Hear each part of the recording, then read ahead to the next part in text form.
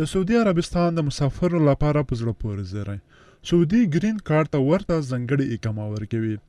سعودي عرب کې شورا کونسل بهرنیو پانګوالو جذبولو لپاره ګرین کارت ته ورته جواز ورکول تایید کړی دی.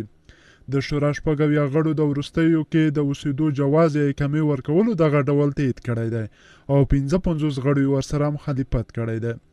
د دغه جواز له لارې سعودي چارواکي غواړي پانګوال په دغه هیواد کې کاروبار ته وهڅوي. د اقامې دغه نوی ډول ته په ځایي رسنیو کې د پریویلیجډ یا ممتاز اصطلاح کارول کیږي. د دغه اقامې لرونکي به نه یوازې د خپلو کاروبار لپاره مزدوران او مسلکي کارګران وګمارلی شي، بلکې سعودي عربستان کې به د جایداد او ګاډي پیر او پلور اجازه هم ورکړل شي.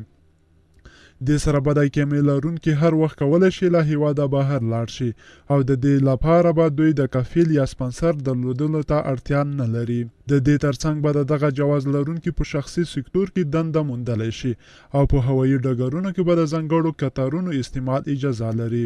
دغه کسان به وکولی شي د کورنۍ غړي هم د لیدنې کتنې یا ویزټ ویزا له مخې هلته وغواړي. سعودي عرب کې له تیرو څو کلونو راهیسې ګرین کارت ته پر ورته پلان کار کېده، خو له 2019 کال راهیسې په دې برخه کې پرمختګ وشو. ماهرین وایي دې سره ښایي مزدوران مخامخ کومه ګټه ونه کړي، خو د کاروباري فعالیتونو له ډېرېدو سره به دغه هیواد کې میشت بهرني مزدوران هم له ګټې برخمن شي.